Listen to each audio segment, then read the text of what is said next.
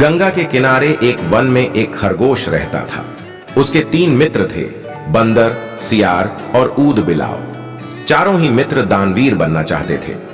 एक दिन बातचीत के क्रम में उन्होंने उपोषद के दिन परम दान का निर्णय लिया, क्योंकि उस दिन के दान का संपूर्ण फल प्राप्त होता है। ऐसी बौद्धों की अवधारणा रही है। उपोष बौद्धों के धार्मिक महोत्सव का दिन होता है। जब उपोष का दिन आया तो सुबह सवेरे सारे ही मित्र भोजन की तलाश में अपने अपने घरों से बाहर निकले। घूमते हुए ऊद बिलाव की नजर जब गंगा तट पर रखी 7 लोहित मछलियों पर पड़ी तो वह उन्हें अपने घर ले आया। उसी समय सियार भी कहीं से दही की एक हांडी और मांस का एक टुकड़ा चुरा अपने घर को लौट आया। उछलता कूदता बंदर भी किसी बाग से पके आम का गुच्छा तोड़ अपने घर ले आया। तीनों मित्रों ने उन्हीं वस्तुओं को दान में देने का संकल्प लिया, किंतु उनका चौथा मित्र खरगोश तो कोई साधारण प्राणी नहीं था। उसने सोचा, यदि वह अपने भोजन अर्थात घास पात का दान जो करे तो दान पाने वाले को शायद ही कुछ लाभ होगा। अतः उसने उपोषद के अवसर पर याचक को परम संतुष्ट करने के उद्देश्य से स्वयं को ही दान में देने का निर्णय लिया।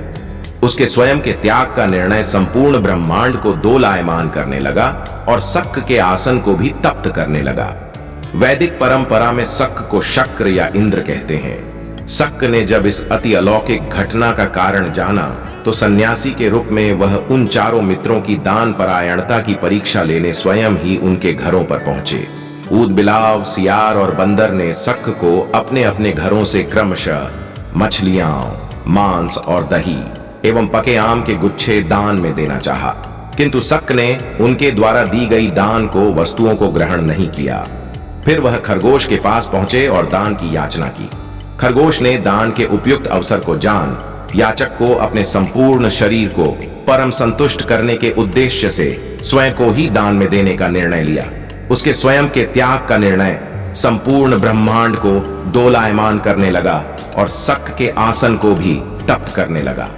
वैदिक परंपरा में शक को शक्र या इंद्र कहते हैं। शक ने जब इस अति अलौकिक घटना का कारण जाना तो सन्यासी के रूप में वह उन चारों मित्रों की दान परायणता की परीक्षा लेने स्वयं ही उनके घरों पर पहुंचे। ऊद बिलाव, सियार और बंदर ने शक को अपने अपने घरों से क्रमशः मछलियां, मांस और दही एवं पके आम के गुच्छे दान में देना चाहा, किंतु शक ने उनके द्वारा दी गई दान को वस्तुओं को ग्रहण नहीं किया। फिर वह खरगोश के पास पहुंचे और दान की याचना की। खरगोश ने दान के उपयुक्त अवसर को जान याचक को अपने संपूर्ण शरीर के मांस को अंगीठी में सेंक कर देने का प्रस्ताव रखा। जब अंगीठी जलाई गई तो उसने 3 बार अपने रोमों को झटका ताकि उसके रोमों में बसे छोटे जीव आग में न जल जाए। फिर वह बड्ढी शालीनता के साथ जलती आग में कूद पड़ा।